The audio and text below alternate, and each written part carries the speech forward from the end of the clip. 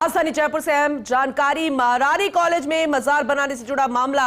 अब इस पूरे मामले में धरोहर बचाओ संघर्ष समिति के लोग महारानी कॉलेज पहुंचे हैं। तस्वीरें आपके सामने।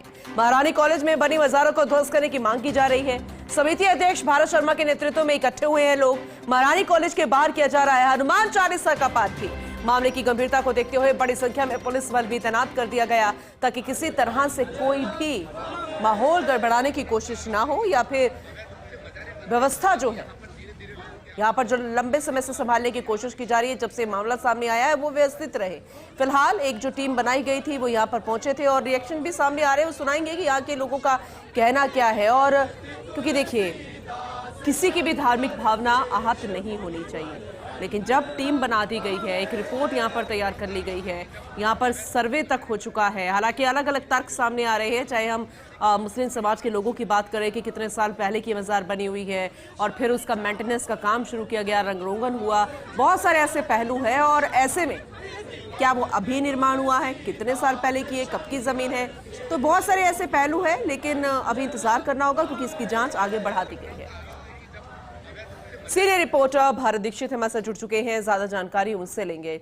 भारत, आप मौके पर मौजूद हैं और ऐसे में जरा बताइए कि फिलहाल क्या कुछ चल रहा है। देखिए, माहौल गड़बड़ाए नहीं, ये कोशिश होनी चाहिए किसी भी समाज की तरफ से, लेकिन जब मामला प्रशासन के पास आ गया है, टीम बन चुकी है, सर्वे तक हो चुका है, एक रिपोर्ट यहाँ पर तैयार कर ली गई है, तो फिर किसका इंतजार है। और फिर ये जो लोग पहुंचे हैं और बाहर संघर्ष समिति के लोग जिस तरह से प्रदर्शन कर रहे हैं, अब इसके क्या मायने हैं, जरा ओवरऑल अपडेट कीजिएगा। बिल्कुल पूनम, आपको बता दूं कि जिस प्रकार से महारानी कॉलेज में मजार बनाने से जुड़ा हुआ ये मामले में फिलहाल आपको बता दूं कि जिला कलेक्टर की ओर से जो कमेटी है वो कमेटी गठित कर दी गई है और कमेटी अपनी जांच रिपोर्ट है वो भी तैयार लगातार कर रही है। लेकिन कमेटी की ओर से जिला कलेक्टर को ये कहा गया कि इस पूरे मामले को लेकर अतिरिक्त दिन की आवश्यकता है, तो ऐसे में 7 दिन का समय है वो कमेटी को यहाँ पर दिया गया है। देखिए, सबसे बड़ी बात यह है कि इस तरह के मामलों में इतनी जल्दबाजी नहीं करनी चाहिए। जिस प्रकार से कमेटी गठित की गई है, उस कमेटी की जो रिपोर्ट है उसकी तथ्यात्मक रिपोर्ट आने का इंतजार है वो यहाँ पर करना चाहिए। देखिए, आज धरोहर संघर्ष समिति के जो अध्यक्ष हैं भारत शर्मा, उनके नेतृत्व में प्रदर्शन महारानी कॉलेज के बाहर किया जा रहा है और मजार जो बनाई गई है उनको ध्वस्त करने की मांग है वो यहाँ पर की जा रही है। अब सबसे बड़ा सवाल ये है कि क्या ये मजारें अभी बनी है या पूर्व की मजारें बनी हुई है, क्योंकि ये सारी जो चीजें हैं वो क्लियर तभी हो पाएगी जब जो जांच कमेटी अपनी रिपोर्ट जिला कलेक्टर को सौंपेगी। देखिए, तरह तरह के बयान हैं। अगर मुस्लिम संगठनों की ओर से बात की जाए, चाहे विधायक अमीन कागजी की ओर से बात की जाए, तो उनका कहना है कि ये मजारें 150 साल पुरानी है।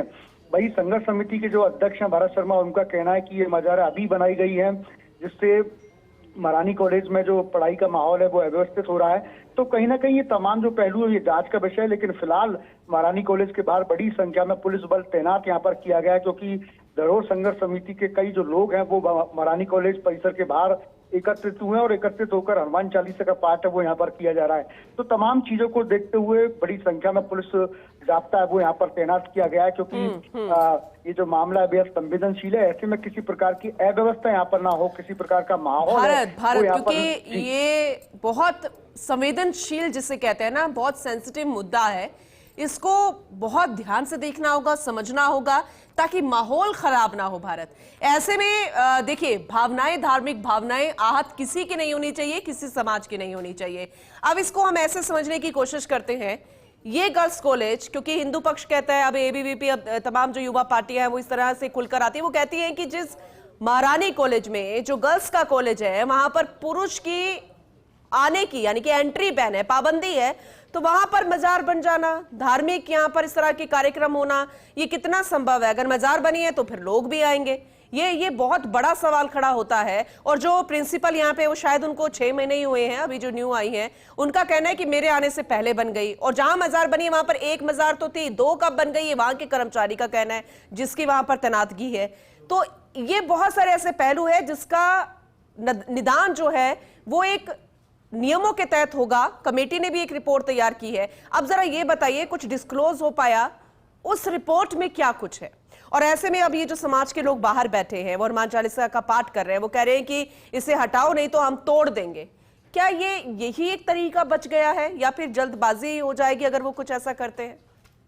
देखिए, निश्चित रूप से पूर्ण किसी भी शैक्षणिक संस्थान के अंदर इस प्रकार की जो मजारें हैं या फिर मंदिर हैं वो यहाँ पर नहीं होने चाहिए, क्योंकि ये शैक्षणिक व्यवस्था के खिलाफ है। लेकिन जिस प्रकार से विधायक अमीन कागजी ने जिला कलेक्टर से मुलाकात करके तमाम जो दस्तावेज यहाँ पर सौंपे, उन्होंने जो जानकारियां दी, उनमें कितनी सच्चाई है, क्या वो दस्तावेज पुराने हैं, क्या वाकई में मजार उस वक्त की बनी हुई है जिस प्रकार से विधायक अमीन कागजी कह रहे हैं कि 150 साल पुरानी ये मजारें हैं और ये मजारें राजा के द्वारा जो दी गई जमीन थी उस पर बनी हुई है। तो तमाम जो दस्तावेज हैं उनका जब सत्यापन कमेटी करेगी तब ये सारा कुछ निष्कर्ष निकल के सामने आएगा कि वाकई में क्या ये मजारा उस वक्त की थी या फिर ये मजारा अभी बनाई है।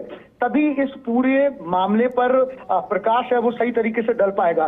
देखिए, अभी फिलहाल कुछ करना या किसी प्रकार का माहौल खराब करना या प्रदर्शन करना ये बहुत जल्दबाजी की चीज है। देखिए, हर एक चीज की मामले की गंभीरता को लेकर जिला कलेक्टर ने इस पर कमेटी भी गठित की है, तो कमेटी की रिपोर्ट आने का इंतजार है वो यहाँ पर करना चाहिए। और बात मजार बनी है, लोगों के आने की है, तो ये निश्चित रूप से ये भी एक बड़ा सवाल है। अगर मजार बनी होती या कुछ भी होता, हम कुछ नहीं कह रहे, लेकिन अचानक एकाएक सामने आना, फिर सवाल खड़े होना, ये कैसे संभव है? और आप तो बेहतर तरीके से जानते हैं वो जो इलाका है जहां पर मजार बनी हुई है वो कौन सी जमीन है, क्योंकि कहा तो ये जाता है कि पहले वो निवास हुआ करता था, प्रिंसिपल का आवास यहाँ पर होता था, एक पंप हाउस भी है और वहां पर एक कर्मचारी रहता है जो देखरेख करता है। ये कितना सही है, ये बताइएगा। देखिए, बिल्कुल निश्चित रूप से इसमें बेहद पूरी सच्चाई है, क्योंकि हमने भी राजस्थान यूनिवर्सिटी के जो पूर्व प्रोफेसर है उनसे बात की थी, तो उनका भी कहना था कि पहले यहाँ पर पंप हाउस से पहले प्रिंसिपल हाउस हुआ करता था, क्योंकि सरकार की ओर से बकायदा जब 1953 में ये सहमति बनी थी तो उस वक्त प्रिंसिपल के लिए यहाँ पर आवास नियुक्त किया था। लेकिन बाद में समय के साथ साथ जो प्रिंसिपल का निवास है वो यहाँ पर बदल गया और राजस्थान यूनिवर्सिटी की ओर से यहाँ पर पंप हाउस यहाँ पर बना दिया गया। देखिए, जिस प्रकार से विधायक अमीन कागजी ने 2 दस्तावेज इसमें सौंपे थे और उनका ये कहना था कि पहले ये जमीन एक संत जो फकीर हुआ करते थे उनके नाम दी गई थी, लेकिन उन पीढ़ियों के पलायन कर जाने के बाद उनकी ओर से दावा इस पर नहीं किया गया और ये जमीन महारानी कॉलेज को दे दी गई थी। ऐसे में ये जो मजार है वो यहीं रह गई।